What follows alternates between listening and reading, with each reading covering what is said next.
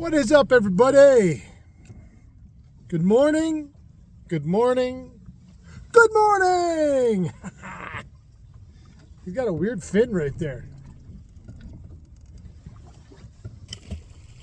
So that one is exactly what I'm looking for this morning. I am specifically looking for smallies.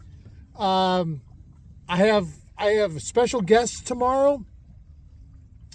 Anthony Goes, he's a pitcher for the Syracuse Mets, and one of his managers, I'm not sure exactly who, will be joining me tomorrow out here on Oneida Lake, and they want to go bass fishing. So I'm out here right now. I'm in a couple new spots that I haven't fished yet this year. Again, I'm up looking shallow in rocky structure. I can easily catch walleyes in here. Matter of fact, a lot of times I do. And I catch them on the same things. Now this happens to be I think this is a 3-inch Kitech spider grub.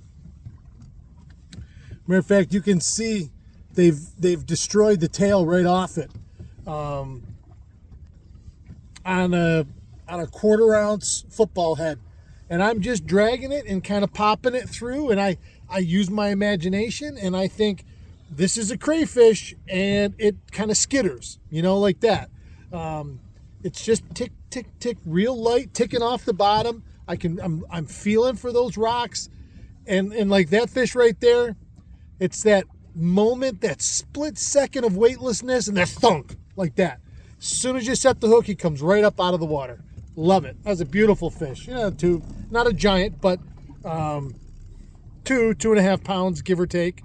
So, matter of fact, I'm going to probably cut this leader back and retie before I get going. So, let's see what else happens.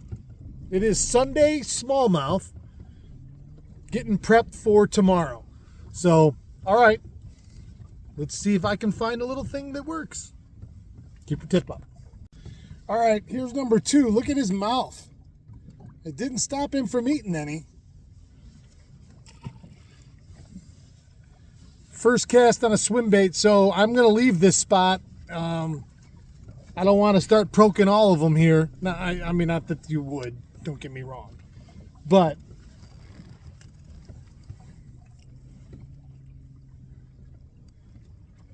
that little Salmo UV perch really is just a killer. An absolute killer.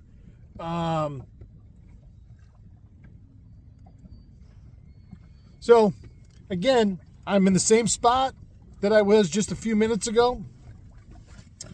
I'm up on the windward edge of Dakin Shoal. I'll even tell you guys, there's a big rock flat.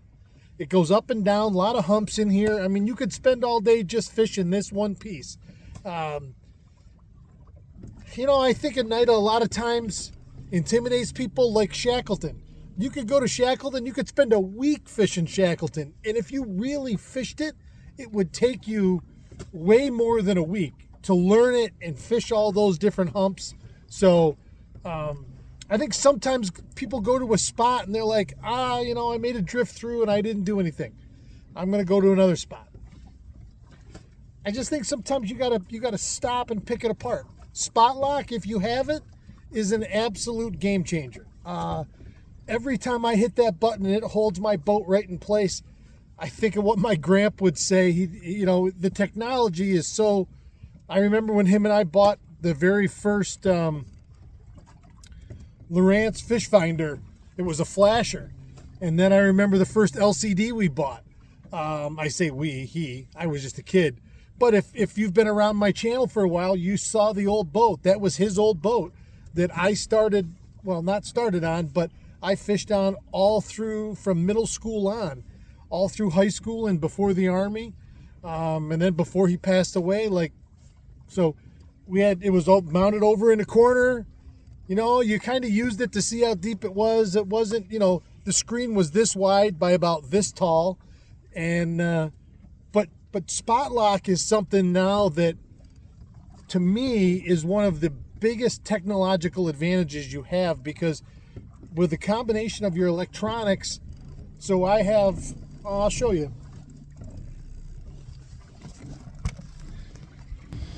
So You know, here's the three. There's the trifecta.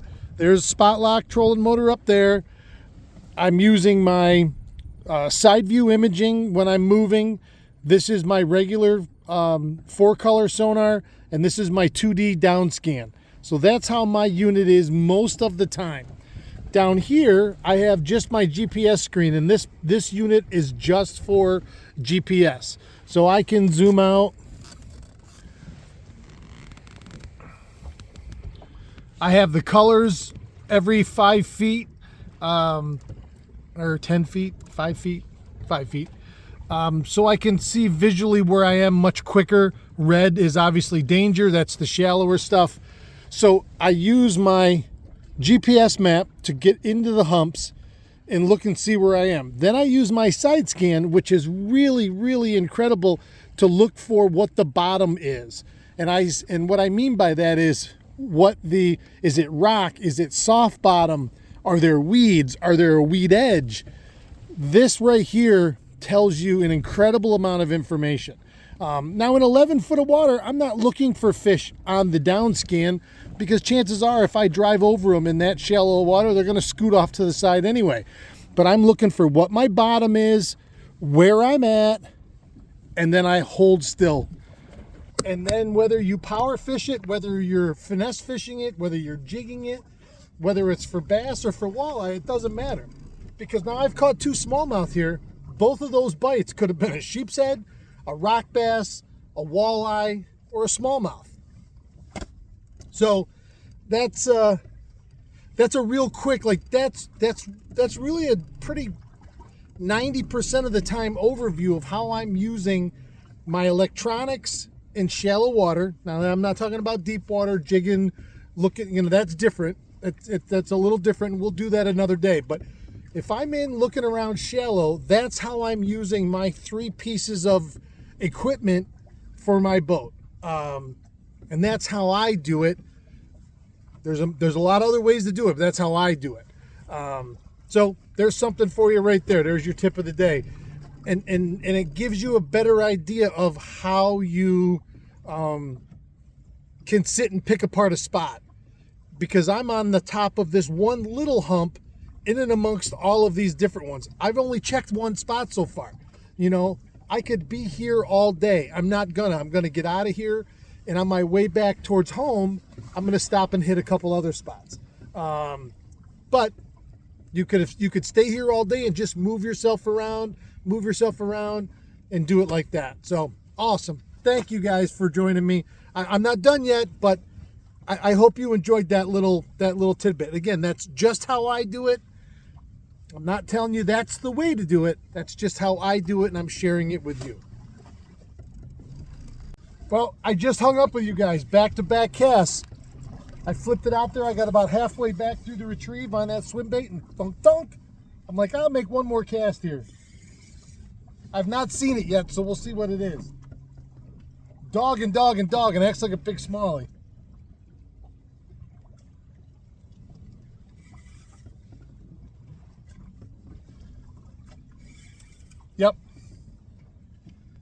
Yep, another good one.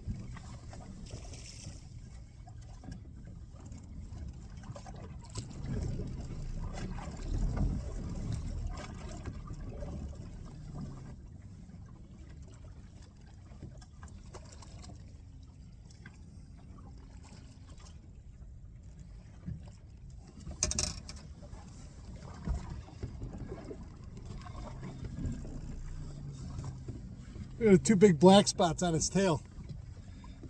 Look what he did to that swim bait. Just mangled it.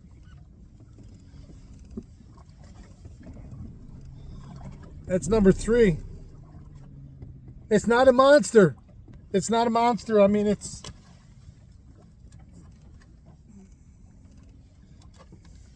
only 16.5 inches long, but look at how thick it is through the belly. Gorgeous fish. Gorgeous fish. Man, I love it.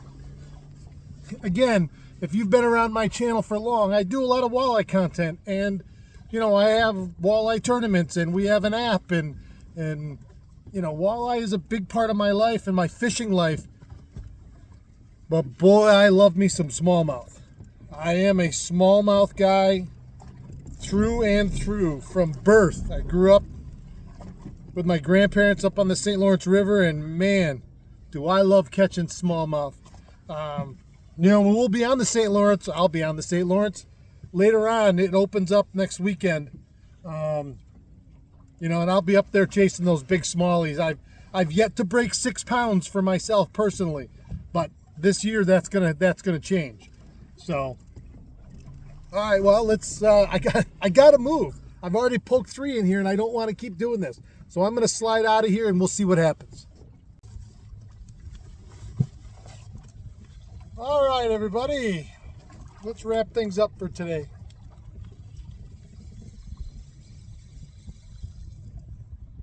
Well, since I left you, I have fished 3 other spots.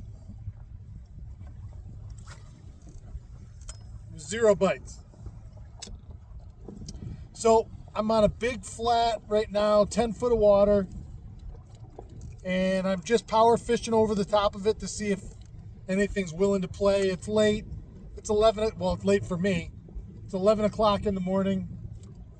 So I'm just going to run a jerkbait down through here for a couple casts while we're talking. Actually, I thought for sure I'd get bit already.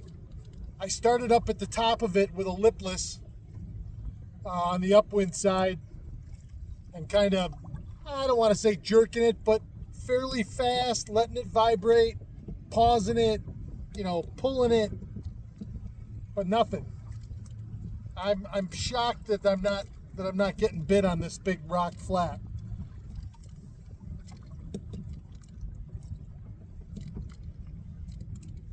But I did stop and finesse fish and pick 2 other spots apart. I had one fish on briefly. He picked it up, hit it pretty good.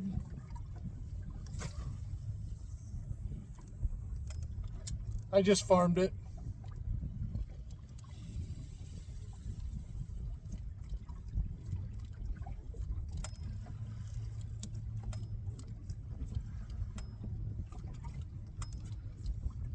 You can see my cadence too as I'm doing this. I'm like a 3-2-1. Boom, boom, boom, boom, boom, boom. And somewhere in there. I don't have a set cadence until I start getting bit. And with a jerkbait, I found that you always want to leave a pause in there at some point. And there's a lot of times where your line's just laying limp on the water, boom, and they rail it. Or the second you move it again, because they've been sitting there watching it. You never know. Every day is different.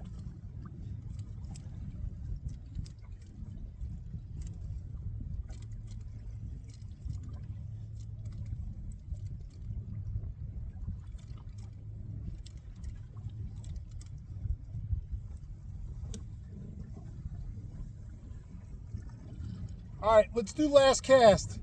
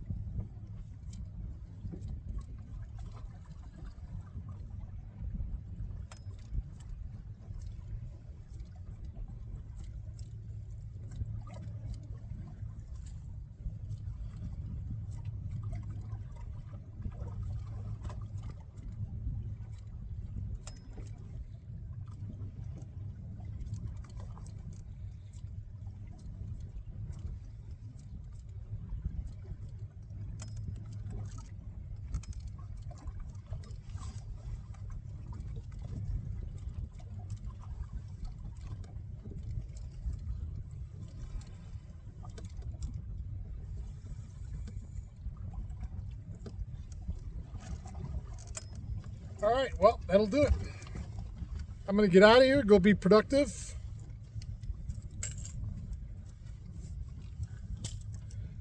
Courtney and I went to Greek Fest yesterday down to St. Sophia's. First time I'd ever been there. Well, either of them.